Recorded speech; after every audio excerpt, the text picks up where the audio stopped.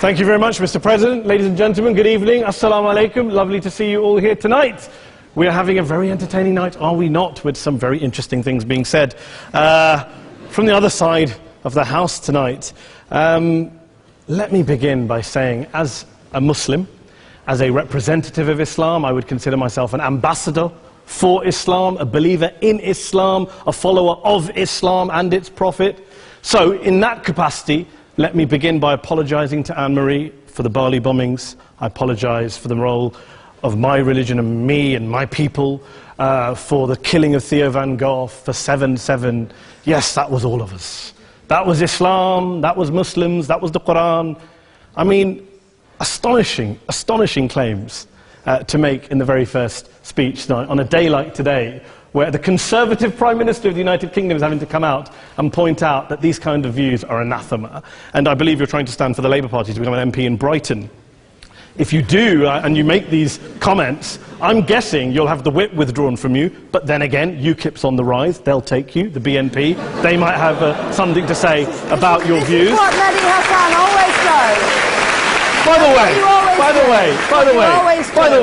way, just on a factual point, since we heard a lot about the second speaker, about how backward we Muslims all are, on a factual point, you said that Islam was born in Saudi Arabia. Islam was born in 610 AD. Saudi Arabia was born in 1932 AD. So you were only 1,322 years off. Not bad? Not bad start there. Talking of maths, by the way, a man named Al-Khawarizmi was one of the greatest mathematicians of all time, a Muslim, worked in the golden age of Islam. He's the guy who came up with not just algebra, but algorithms. Without algorithms, you wouldn't have laptops. Without laptops, Daniel Johnson tonight wouldn't have been able to print out his speech in which he came to berate us Muslims for holding back the advance and intellectual achievements of the West, which all happened without any contribution from anyone else other than the Judeo-Christian people of Europe. In fact, Daniel David Levering, the author of the Pulitzer Prize-winning historian and author of The Golden Crucible, points out that there would be no Renaissance, there would be no Reformation in Europe without the role played by Ibn Sina and Ibn Rushd and some of the great Muslim theologians, philosophers, scientists in bringing Greek texts to Europe. As for this being our university, I will leave that to the imagination as to who is our and who is there. I studied here too. An astonishing set of speeches so far making this case tonight. A mixture of just cherry-picked quotes, facts and figures, self-serving, selective, a farrago of distortions, misrepresentations, misinterpretations, misquotations. Daniel talked about my article in the New Statesman, which got me a lot of flack, where I talked about the anti-Semitism that is prevalent in some parts of the Muslim community, which indeed it is. Of course, I didn't say in that piece that it was caused by the religion of Islam. In fact, modern anti-Semitism in the Middle East was imported from, finish the sentence, Christian, Judeo-Christian Europe, where I believe some certainly bad things happened to the Jewish people. In fact, Tom Friedman, Jewish-American columnist in the New York Times, told me in this very chamber last week that he believed, had Muslims been running Europe in the 1940s, 6 million extra Jews would still be alive today. So I'm not going to take lessons in anti-Semitism from someone who's here to defend the Judeo-Christian values of a continent that murdered 6 million Jews. Moving swiftly on. Yes. Absolutely. Well, I'm about to make that point. No, I'm about to make that point. You're right. I agree with you. I agree with you 110%. That is my point. I don't think Europe is evil or bad. I'm a very proud European. I don't want to judge Europe on that basis, but if we're going to play this gutter game where we pull out the Bali bombing and we pull out examples of anti-Semitism in the Islamic community, then of course I'm going to come back and say, well, hold on. I mean, look, let's be very clear. Daniel here was a last-minute replacement for Douglas Murray, who had to pull out. And Douglas and I have a well-documented differences, but to be fair to Douglas, as to be fair to Anne-Marie and to Peter, atheists. Atheists see all religions as evil, violent, threatening. What the problem I have with Daniel's speech is that Daniel comes here to mount this robust defense of Christianity, forgetting that his fellow Christians, people who said they were acting in the name of Jesus, gave us the Crusades, the Spanish Inquisition, the anti-Jewish pogroms, European colonialism in Africa and Asia, the Lord's Resistance Army in Uganda, not to mention countless arson and bomb attacks on abortion clinics in the United States of America to this very day. I would like a little bit of humility from Daniel first before he begins lecturing other communities and other faiths on violence, terror and intolerance. But, no thank you. Some water. But I would say this, to address the gentleman's very valid point here, I'm not going to play that game. I don't actually believe that Christianity is a religion of violence and hate because of what the LRA does in Uganda or what Crusaders did to Jews and Muslims in Jerusalem when they took back the city in the 12th or 13th or whatever century it was. I believe that Christianity, like Islam, like pretty much every mainstream religion, is based on love and compassion and faith. I do follow a religion in which 113 out of the 114 chapters of the Quran begins by introducing the God of Islam as a God of mercy and compassion. I would not have it any other way. I don't follow a religion which introduces my God to me as a God of war, as some kind of Greek God of wrath, as a God of hate and injustice. Not at all. As Adam pointed out, you go through the Quran and you see the mercy and the love and the justice. And yes, you have verses that refer to warfare and violence. Of course it does. This is not a motion about pacifism. I'm not here to argue that Islam is a pacifistic faith. It is not. Islam allows military action, violence in certain limited contexts. And yes, a minority of Muslims do take it out of that context. But is it religious? We talked about Woolwich. Daniel and Anne-Marie have suggested that it's definitely religion that's behind all of this. Well, actually, what I find so amusing tonight is we're having a debate about Islam. And the opposition tonight have come forward. We have a graduate in law, a graduate in modern history, a graduate in chemistry.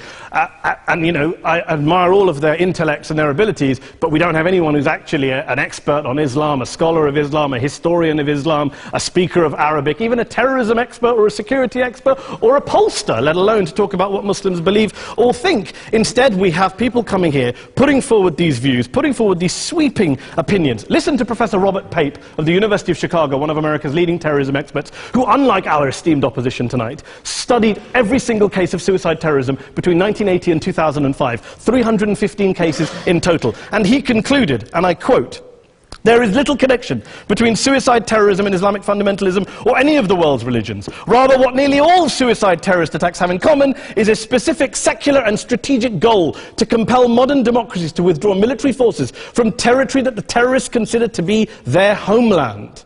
And the irony is, when we talk about terrorism, the irony is that the opposition and the Muslim terrorists, the Al-Qaeda types, actually have one thing in common.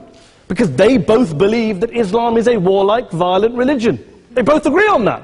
They have everything in common. Osama bin Laden would be nodding along to everything he's heard tonight from the opposition side. He agrees with them. The problem is that mainstream Muslims don't. The majority of Muslims around the world don't. In fact, a gentleman here started quoting all sorts of polls. Gallup carried out the biggest poll of Muslims around the world, of 50,000 Muslims in 35 countries. 93% of Muslims rejected 9/11 and suicide attacks. And of the 7% who didn't, they all, when polled and focus grouped, cited political reasons for their support for violence, not religious reasons. And as for Islamic scholars and what they say, well, Daniel talks about our University of Oxford. We'll go down to Oxford Centre for Islamic Studies, get hold of a man named Sheikh Afifi al-Akiti, who is a massively well-credentialed and well-respected Islamic scholar, who has studied across the world, who in the days after 7/7 published a fatwa denouncing terrorism in the name of Islam, calling for the protection of all non-combatants at all times, and describing suicide bombings as an innovation with no basis in Islamic law. Go and listen to Sheikh Tahir al-Qadri, one of Pakistan's most famous Islamic scholars, who published a 600-page fatwa condemning the killing of all innocents and all suicide bombings unconditionally without any ifs or buts.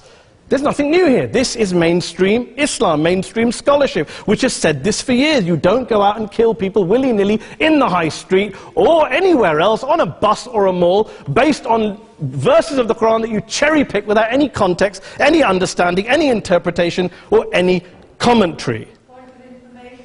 Please.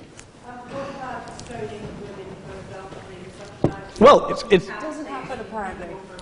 I didn't say it doesn't happen at all. I never said it didn't happen. I don't blame Islam. Yes, it's a very good point. And a lot of us are campaigning against that. And we're campaigning against it in the name of Islam. We're campaigning against it in the name of various interpretations of Islam. Anne-Marie comes and scares us with her talk of Sharia law. I would like to see the book of Sharia law. It doesn't exist. People argue over what Sharia law is.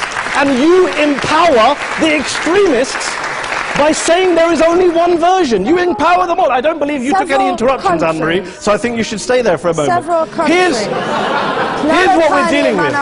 Here's what we're dealing with. We are dealing, I took your point. Here we are dealing with a 1400-year-old global religion, followed by 1.6 billion people in every corner of the world, a quarter of humanity, of all backgrounds, cultures, ethnicities, and yet the opposition tonight wants to generalize, stereotype, smear, in order to desperately win this debate. And here's my question, if we're going to generalize and smear. If, okay, people say yesterday's bombers, and we've got to be careful, there's a trial going on, were yesterday's attackers, motivated by Islam? Big debate. I don't believe they were. Let's say they were. Let's say Faisal Shahzad, the Times Square bomber, was motivated by Islam. Let's assume, for sake of argument, that Richard Reeves, the shoe bomber, was motivated by Islam. If Islam is responsible for these killings, if Islam is what is motivating these people, and Islam is therefore not a religion of peace, a religion of war, then ask yourself this question: why aren't the rest of us doing it?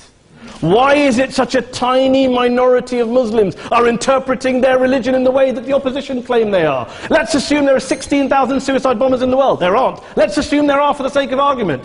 That's 0.001% of the Muslim population globally. What about the other 99.99% of Muslims who the opposition tonight either ignore or smear? The reality is that the rest of us aren't blowing ourselves up tonight. The reality is that the opposition came here tonight not worried about the fact that me and Adam might pull open our jackets and blow ourselves up tonight because we're followers of a warlike warrior religion which wants to take over Europe and Daniel's university. The issue is this. The issue is this.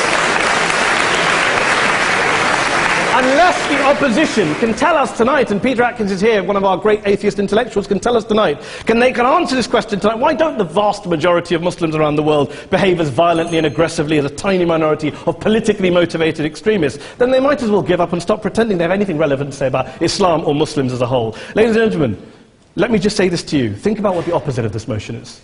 If you vote no tonight, think about what you're saying the opposite of this motion is. That Islam isn't a religion of peace, it's a religion of war, of violence, of terror, of aggression. That the people who follow Islam, me, my wife, my retired parents, my 6-year-old child, that 1.8 million of your fellow British residents and citizens, that 1.6 billion people across the world, your fellow human beings, are all followers, promoters, believers in a religion of violence. Do you really think that? Do you really believe that to be the case? They say that in the Oxford Union, the most famous debate was in 1933, when Adolf Hitler looked out for the result of the King and Country motion, where they voted against fighting for king and country, and Hitler was listening out for the result. Well, tonight, 80 years on, there are two groups of people around the world who I would argue are waiting for the result of tonight's vote. There are the millions of peaceful, non-violent, law-abiding Muslims both in the UK, Europe, Asia, Africa and beyond, who see Islam as the source of their identity, as a source of spiritual fulfillment, of hope, of solace.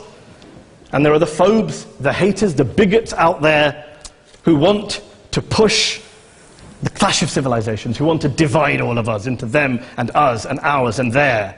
Ladies and gentlemen, I urge you all not to fuel the arguments of the phobes and bigots. Don't legitimize their divisions. Don't legitimize their hate. Trust those Muslims who you know, who you've met, who you hear, who don't believe in violence, who do want you to hear the peaceful message of the Quran as they believe it to be taught to the majority of Muslims, the Islam of peace and compassion and mercy, the Islam of the Quran, not of Al-Qaeda. Ladies and gentlemen, I beg to propose this motion to the House. I urge you to vote yes tonight. Thank you very much for your time.